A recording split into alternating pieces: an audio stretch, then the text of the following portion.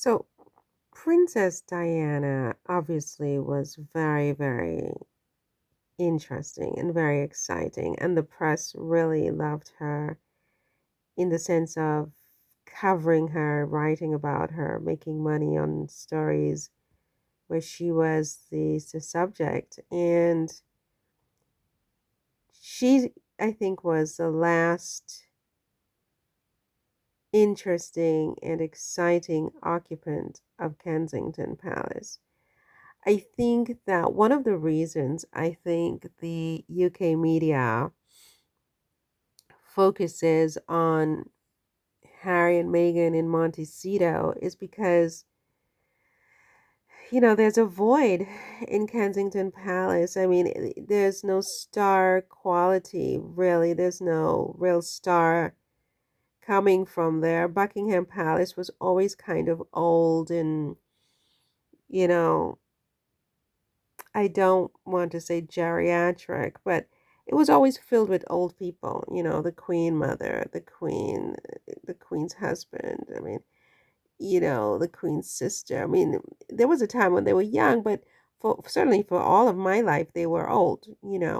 And I think all of the life of anybody writing for the papers right now, these people were old all their life. So Buckingham Palace was always old and stodgy and just, smelling like comfort balls, just old.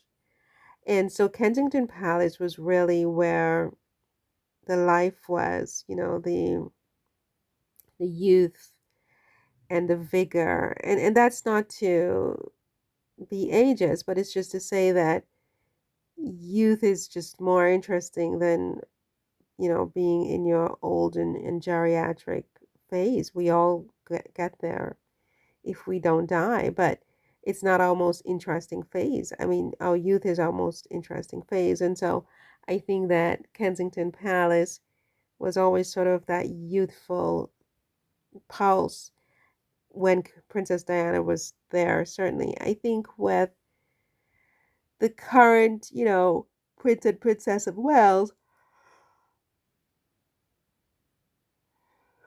excuse me, I think that the press is not excited about them. The press is bored with them. They're boring.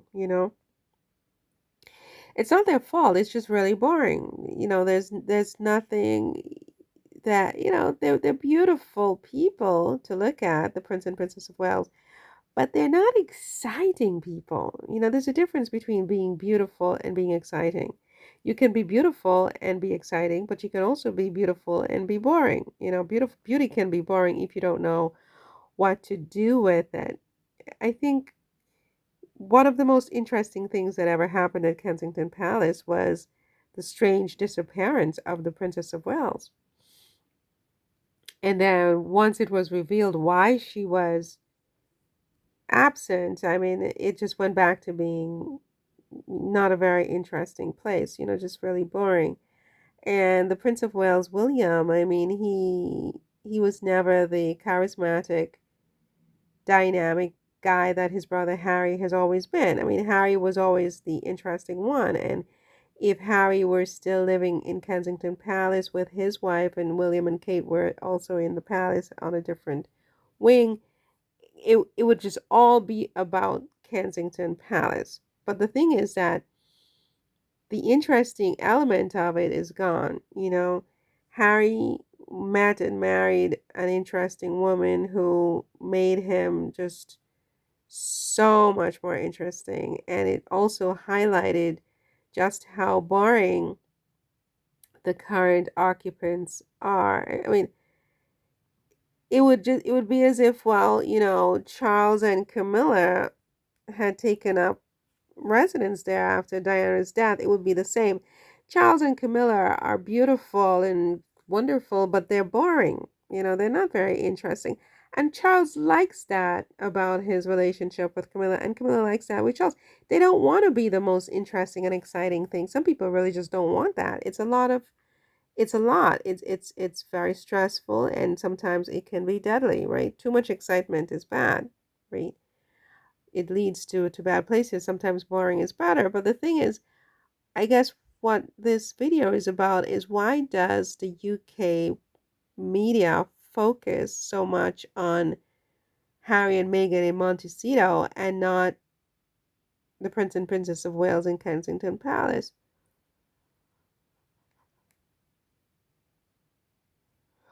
Excuse me. And I think it's because of the boredom factor that the Prince and Princess of Wales, who currently occupy Kensington Palace, are boring compared to the Duke and Duchess of Sussex in Montecito. The Duke and Duchess of Sussex in Montecito is much more interesting than the Prince and Princess of Wales in Kensington Palace, the current Prince and Princess of Wales.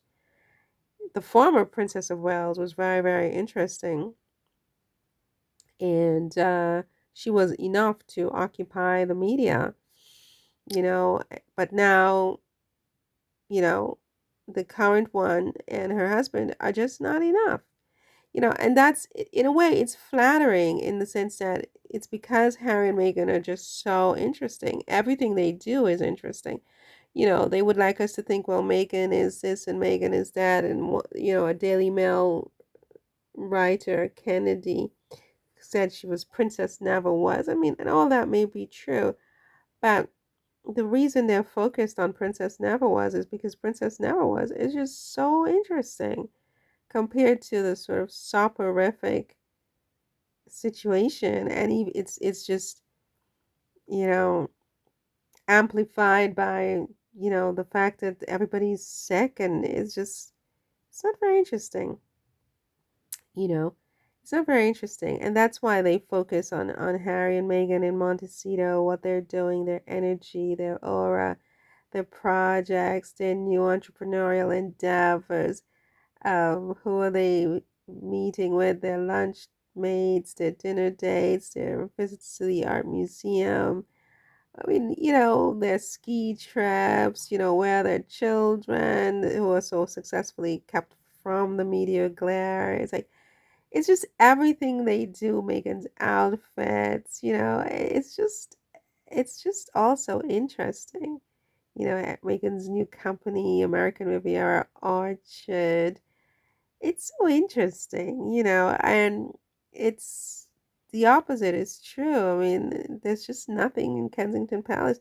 Well, now it's Kensington Palace is completely empty. I mean, the Prince and Princess of Wales have given up on Kensington Palace, it seems, and have, run to the country, leaving the palace empty. There's just like wind there. So you can't really expect the press to report on wind. The press wants to report on things people want to read about and hear about, and that is whatever is going on in Montecito. So yeah, that's really it. Is that Kensington Palace is as boring as whatever is happening in Montecito is interesting and intriguing and exciting, right? So there you have it.